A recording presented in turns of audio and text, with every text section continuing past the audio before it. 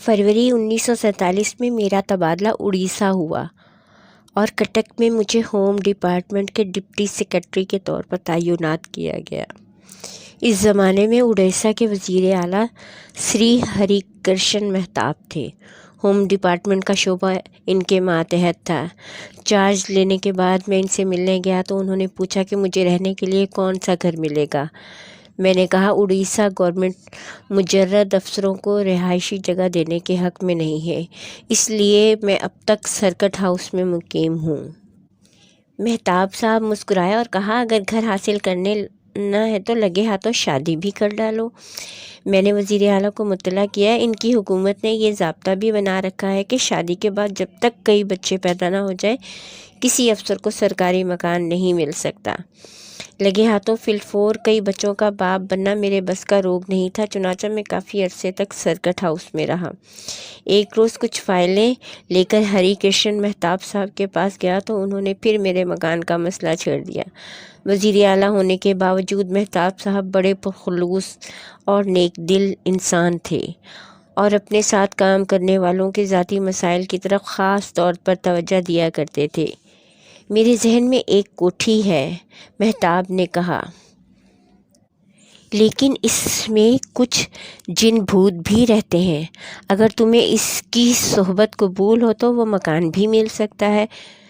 जिन भूतों के साथ मुझे अभी तक ज़ाती तारुफ का शर्फ हासिल नहीं हुआ था। किस्सों और कहानियों में बसने वाली या माफूकुल आदात मखलूक मेरे नज़दीक एक महमल वहम का दर्जा रखती है। मैंने इस मौके पर गनीमत समझा और वहीं बैठे बैठे मेहताब साहब ने सिविल लाइंस की नंबर 18 की कोठी मुझे अलाट कर दी। ये एक छोटी सी खुशनुमा कोठी थी, लेकिन साल साल से गैराबाद रहने की वजह से इसके देरे दीवार में वहशत टपक रही थी। कोठी के साथ एक वसी और अरीज लान था। चारों तरफ लंबी लंबी घास उगी हुई थी। जर्द जर्द सूखे हुए पत्ते ढेरों बिखरे पड़े थे। जा बजा ताज़ा और पुराने गोबर पर मक्खियाँ भिनभिना रही थीं। एक छोटे से तालाब में काई जमी हुई थी। सहन के जुनूबी गोशे में जामुन का दरख्त था। शिमाल मगरिब में एक दरख्त से बहुत सी चिमगादड़ें उल्टी लटकी हुई थीं। नारियल के पेड़ के नीचे एक फाकाज़दा बिल्ली धूप सेंक रही थी। बरामदे में 2 आवारा कुत्ते अपने बच्चों के साथ गर्दनें खुजा रहे थे और चिमगादड़ों की तरफ मुंह उठा उठा कर लंबी लंबी तानों में रो रहे थे। मेरे साथ एक कश्मीरी मुलाजिम रमज़ान था। इसने सारा दिन लगाकर मकान को झाड़ पोंछ कर साफ़ कर दिया। दूसरी सुबह जब वो शेव का पानी लेकर आया तो इसका मुंह लटका हुआ था। इन दिनों बिहार, बंगाल और उड़ीसा में जा बजा हिंदू मुस्लिम फसादात हो रहे थे। रमज़ान ने रोनी सूरत बनाकर कहा, रात जब वो अपने क्वार्टर में जा सोया तो एक हिंदू दबे पांव अंदर आया और इसकी चारपाई उलटकर भाग गया। रमज़ान ने इसका ताक़ुब किया तो अंधेरे में इसका मुंह खटाक से दरवाजे के साथ लगा, क्योंकि अंदर से कुंडी बंद थी। अगर वो हिंदू बाहर से आया था तो कमरे की कुंडी अंदर से कैसे बंद हो गई? इसमें भी साले हिंदुओं की चाल होगी, रमज़ान ने वसूख से जवाब दिया। इसके जहन में हिंदू मुस्लिम तासुब यूं कूट कूट कर भरा हुआ था कि अब इसमें माफूकुल फितरत हादसात के लिए कोई जगह बाकी न रही थी। 18 सिविल लाइंस की जो खुसूसियात सबसे पहले खटकी वो ये थी कि दफ़तन वक्तन फ़वक्तन इसकी छत अंगड़ाइयाँ सी लेती महसूस होती थी। रात और दिन में कई बार छत कटाक कटाक बजती थी, जैसे लोहे की गर्म चादर ठंडी होकर चटकती है। एक रात 11 बजे के करीब मैं बिजली बुझाकर बिस्तर पर लेटा तो दरवाजे पर दस्तक हुई। मैंने सोचा कि शायद रमज़ान कोई चीज़ भूल गया है, लेने आया है, लेकिन दरवाज़ा खोला तो बरामदा खाली था। अलबत्ता हवा के एक गर्म सा झोंका मेरे चेहरे से ज़रूर लगा। फरवरी की वो रात खूब ठंडी थी, लेकिन बरामदे में यूँ महसूस होता था कि जैसे कहीं पास ही अलाव जल रहा है। इस रात के बाद ये दस्तक एक मामूल बन गई। जैसे ही बिजली बुझा कर लेटता, दरवाजे पर थपाथप 2-3 बार दस्तक ज़रूर होती। एक रात जब ये दस्तक न हुई तो मुझे अजीब सा लगा। میں بجلی بجھا کر لیٹا ہی تھا کہ سوئچ کھٹاک سے بجا اور بجلی خود بخود روشن ہو گئی۔ میں بجلی بجھانے کے لیے اٹھا تو میرے سلیپر کہیں نظر نہ آئے۔ پلنگ کے نیچے جھانکا، ادھر ادھر تلاش کیا، لیکن سلیپر ندارد۔ اسی اثناء میں سوئچ خود بخود کٹکھٹایا اور بجلی بجھ گئی۔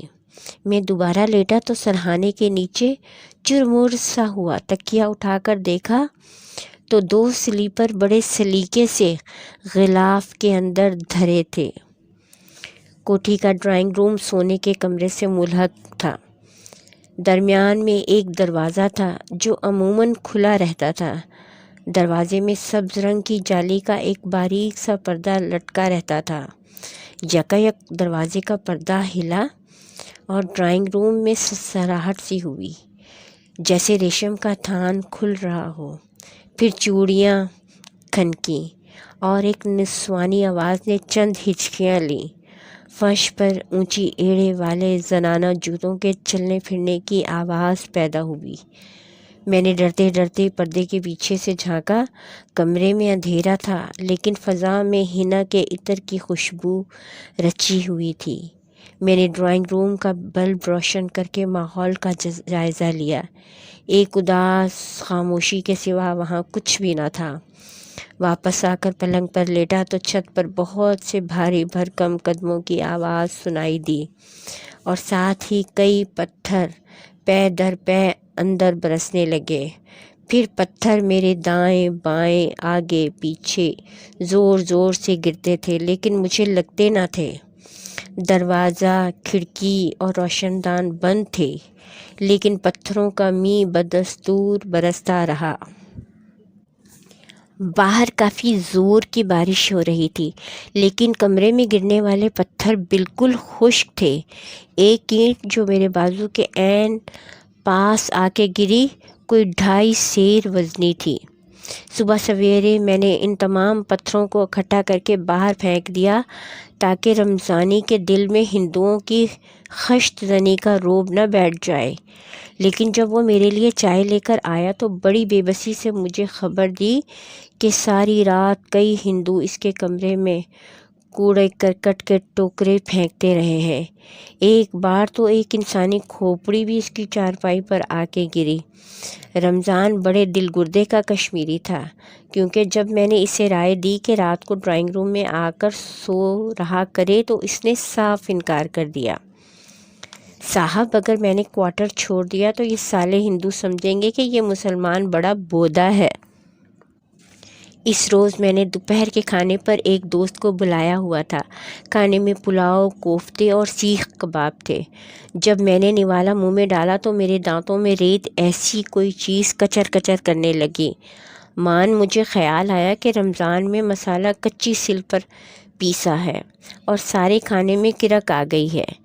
جس چیز کا نوالا منہ میں ڈالتا تھا اس میں کنکریاں سی کڑکڑانے لگتی ہیں، لیکن میرا دوست بڑے مزے سے ہر چیز نوش جان فرما رہا تھا اور اس نے ایک بار بھی ریت یا کنکریوں کی شکایت نہ کی۔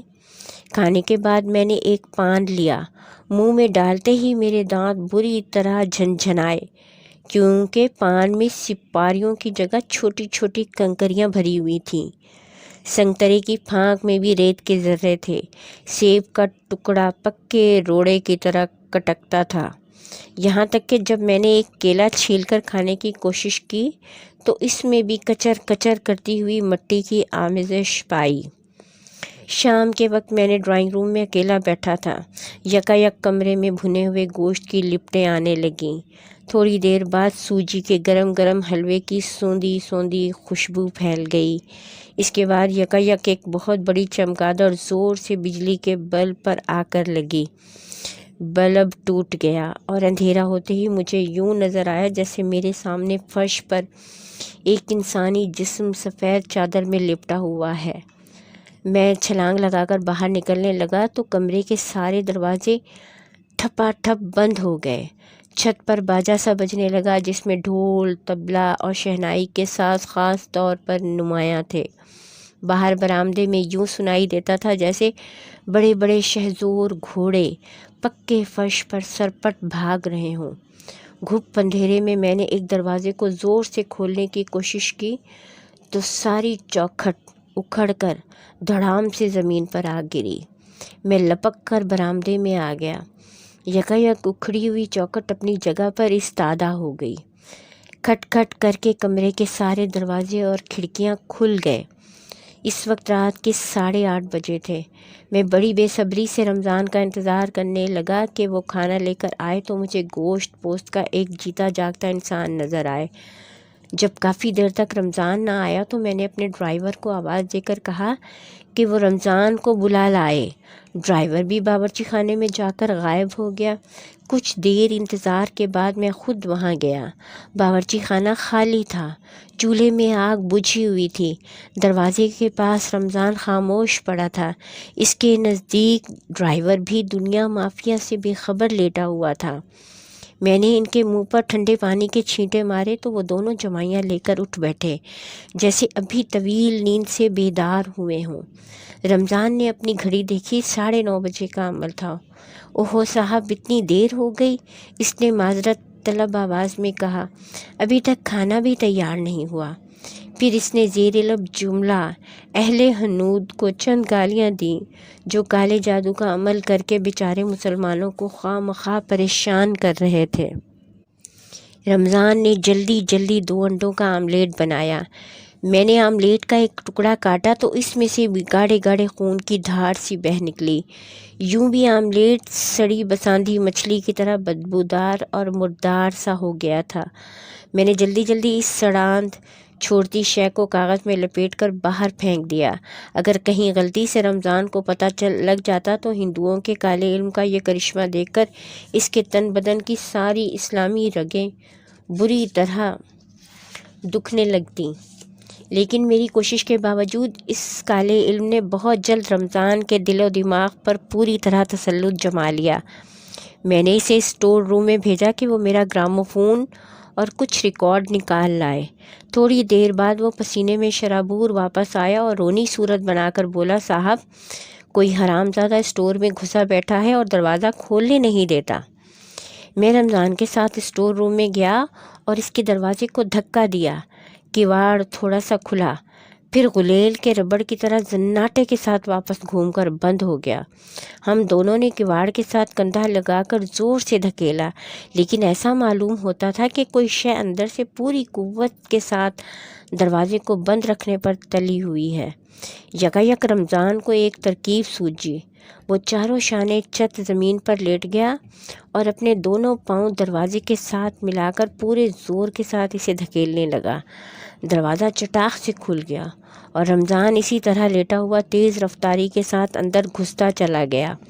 یوں معلوم ہوتا تھا جیسے کوئی اسے ٹانگوں سے پکڑ کر بری طرح گھسیٹ رہا ہو۔ کمرے میں گھپ اندھیرا تھا۔ میں نے بجلی جلائی تو رمضان اٹھ کر کپڑے جھاڑ رہا تھا۔ اس کا پیٹ اور کوہنیاں بری طرح چھل گئی تھیں اور کپڑوں پر جا بجا خون کے دھبے پڑے ہوئے تھے۔ رمضان لنگڑاتا ہوا خاموشی سے باہر چلا گیا۔ میں نے گراموفون اور چند ریکارڈ اٹھائے اور ڈرائنگ روم میں چلا گیا۔ اتنے میں میرا ڈرائیور اندر آیا اور بولا، صاحب، رمضان گاڑی میں باہر جانا چاہتا ہے، لے جاؤں؟ کہاں جائے گا؟ میں نے پوچھا۔ شاید شہر جائے گا صاحب۔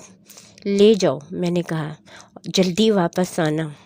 رات کے اندھیرے میں جب میری موٹر کمپاؤنڈ سے باہر نکلی تو اس کی پچھلی سرخ بتیاں دور تک نظر آتی رہیں۔ سرخ روشنی کو دیکھتا رہا۔ جب کار کی بتیاں نظر سے اوجھل ہو گئیں تو پیچھے سے کسی نے میرے کندھے پر ایک ہلکا سا ہاتھ رکھ دیا۔ میں اچک کر پیچھے مڑا تو وہاں کچھ بھی نہ تھا مگر اس غیر مرئی لمس کی جھنجھناہٹ بہت دیر تک میرے رگو پے میں سرسراتی رہی۔ ماحول کی اس گورستانی کیفیت کو توڑنے کے لیے میں نے سہگل کا ایک پسندیدہ ریکارڈ گراموفون پر رکھ دیا اور چابی دینے کے لیے باجے کی کنجی کو گھمایا۔ چابی لگنے کے بجائے بڑی سرعت کے ساتھ الٹی طرف گھومنے لگی۔ میں نے سوچا شاید یہ چابی پہلے ہی سے پوری طرح چڑھی ہوئی ہے۔ چنانچہ میں نے سوئی بدل کر ساؤنڈ باکس کو ریکارڈ پر رکھ کر چلا دیا۔ ریکارڈ میں سے پہلے ایک ننھے سے بچے کی رونے کی آواز آئی، پھر کسی عورت کی سسکیاں سنائی دینے لگیں اور پھر گویا ایک بھونچال سا آ گیا۔ ریکارڈ میں بھیانک آوازیں آنے لگیں، جیسے بہت سارے گلے بیک وقت بے دردی سے گھونٹے جا رہے ہوں۔ یوں بھی سارے کمرے میں ایک خوفناک سا ارتعاش چھا گیا، اور کھڑکیوں اور دروازوں میں بیسیوں شنکھ بجنے لگے۔ ان ناقوسوں کی آواز ویسے ہی تھی جیسے ہندو وار ارتھیوں کے ساتھ شنکھ پھونکنے پر برآمد ہوتی ہے۔ بجلی کی روشنی مدھم ہوتے ہوتے موم بتی کی طرح ہلکی ہو گئی، اور دھیمی دھیمی روشنی میں سرخ سرخ انگارے سے تیرنے لگے۔ مجھے ایسا محسوس ہونے لگا جیسے میرے گرد و پیش میں بہت سی لاشیں چڑھ چڑھ جل رہی ہوں۔ شمشان بھومی کے یہ وحشتناک لمحے بے حد طویل ہو گئے، اور صدیاں گزرنے کے بعد جب میری کار کی تیز تیز روشنی دوبارہ کھڑکی پر پڑی تو مجھے یوں محسوس ہوا جیسے سارے مکان کو تیز تیز شعلوں نے اپنی آغوش میں لپیٹ لیا ہے۔ رمضان لنگڑاتا ہوا کمرے میں داخل ہوا۔ اس کے پیچھے پیچھے ایک سفید ریش بزرگ تھے جنہوں نے سبز منکوں کی تسبیح گلے میں ڈالی ہوئی تھی۔ ان کے ہاتھ میں موٹا سا عصا تھا اور سر پر درویشوں والی چوک گوشہ ٹوپی تھی۔ یہ درویش حاجی علی اکبر مانوس تھے۔ حاجی صاحب کٹک کی جامع مسجد کے خطیب تھے، اور ایک خوش بیان شاعر ہونے کے علاوہ ان کی نیکی اور پارسائی کا بھی بہت چرچا تھا۔ گراموفون بدستور آہ و فغاں میں مصروف تھا، اور شنکھوں کی جگر چاک کرنے والی آواز سرنگ میں چیخوں کی طرح گونج رہی تھی۔ حاجی اکبر مانوس چند ساعت دم بخود کھڑے رہے، پھر انہوں نے ایک کاغذ پر کچھ لکھ کر گراموفون کے ساؤنڈ باکس پر رکھ دیا۔ ساؤنڈ باکس زخمی ٹانگ کی طرح لڑکھڑایا۔ ایک دو ثانیے کے لیے اس میں سے کھڑڑ کھڑڑ کی آواز آئی، اور پھر ریکارڈ میں سے سہگل کی اپنی آواز ایک بنگلہ بنے نیارا گانے لگی۔ حاجی علی اکبر مانوس مسکرائے اور اپنی جیب سے تسبیح نکال کر فرش پر دو زانوں بیٹھ گئے۔ میں نے گراموفون کو بند کر کے ایک طرف رکھ دیا۔ ساؤنڈ باکس پر دھرا ہوا کاغذ اٹھا کر دیکھا تو اس پر کلمہ طیبہ لکھا ہوا تھا۔ گراموفون تو ٹھیک ہو گیا، لیکن شنکھوں اور ناقوسوں کی آواز اب کچھ اور بھی شدید ہو گئی۔ کمرے کی دیواروں کے ساتھ یہ آواز یوں گونجتی جیسے طوفان میں سمندر کی بڑی بڑی لہریں ساحل سے ٹکرا کر گرجتی ہیں۔ حاجی علی اکبر مانوس آنکھیں بند کر کے تسبیح پھیرنے لگے۔ رمضان بھی پاس ہی مؤدب بیٹھ گیا اور اپنی جیب سے دعائے گنج العرش نکال کر ورد کرنے لگا۔ جوں جوں حاجی صاحب کا مراقبہ عمیق ہوتا گیا، چاروں طرف گونجتی ہوئی آوازوں میں ایک نامعلوم سی تسکین پیدا ہونے لگی، جیسے آگ کے تیز تیز شعلوں پر ہلکی ہلکی پھوار پڑ رہی ہو۔ پھر رفتہ رفتہ یہ پھوار بڑھی۔ کچھ عرصے کے بعد وہ ساری خوفناک آوازیں ایک لمبی سی سسکی میں سائیں سائیں کرنے لگیں۔ ہولے ہولے یہ سائیں سائیں بھی فضا میں تحلیل ہوتی گئیں، اور اس کی آواز چھجوں سے گزرنے والے بوندوں کی ٹپ ٹپ میں تبدیل ہو گئی۔ پھر یکایک ایک چھناکا سا ہوا، اور سارے ماحول پر سناٹا سا چھا گیا۔ اس سناٹے میں ایک اونچی سی تان اٹھی اور غٹ غٹ کر کے سارے کمرے میں بوتل کے پانی کی طرح بھر گئی۔ دھند اور غبار کا ایک ریلا سا آیا، اور مکان کی اینٹ اینٹ سے بے حد خوش الحان قرأت میں اذان کی صدا آنے لگی۔ یہ اذان مشرق سے مغرب اور شمال سے جنوب تک پھیل گئی، اور اس کی بلند آہنگی اور خوش الحانی سارے عالم پر ایک زرکار شامیانے کی طرح چھا گئی۔ کچھ عرصے کے بعد ایک روز میں سری ہری کرشن مہتاب کے پاس بیٹھا تھا۔